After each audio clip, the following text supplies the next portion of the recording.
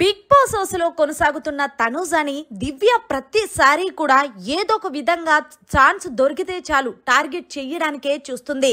దీనికి కారణం బర్నీ గారు తనుజాతో ఉండే ఎఫెక్షన్ అని క్లియర్ కట్ గా అర్థమవుతుందనే చెప్పాలి.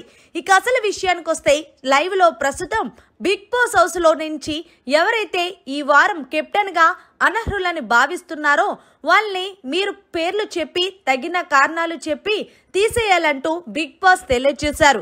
ఇక ఎప్పట్లాగే ప్రతిసారి కూడా దివ్య సందు దొరికితే చాలు తనుజా మీద చెలరేగిపోతుంది కదా. సో ఫైనల్ గా దివ్య అయితే ఆల్రెడీ తనుజా ఈ వారం కెప్టెన్ అయ్యింది.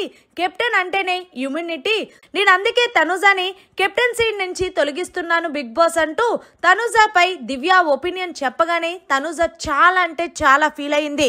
దివ్య, నువ్వు ప్రతిసారి కూడా కావాలని నన్ను టార్గెట్ చేస్తున్నావు, ముఖ్యంగా భరణి గారి విషయంలో. అయినా నేను ఈ వారం కెప్టెన్ అయ్యాను అని నువ్వు అంటున్నావు కదా, అది నాకు ఎవరు సపోర్ట్ చేస్తే రాలేదు, నేను కష్టపడి సంపాదించుకున్నాను కెప్టెన్ గా.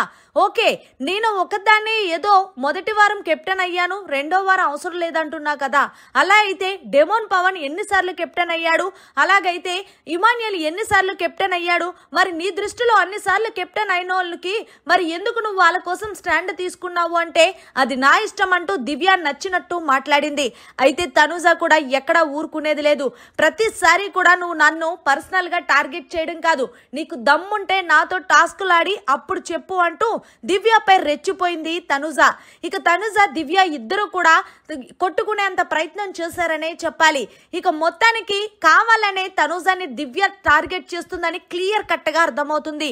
మరి దివ్య తనుజాని పాపం కెప్టెన్సీ రేసులో నుంచి తొలగించడం ఎంతవరకు కరెక్ట్ అనేది కామెంట్ చేయండి. మరిన్ని లేటెస్ట్ లైవ్ అప్డేట్స్ కోసం చూస్తూనే ఉండండి మన ఛానల్.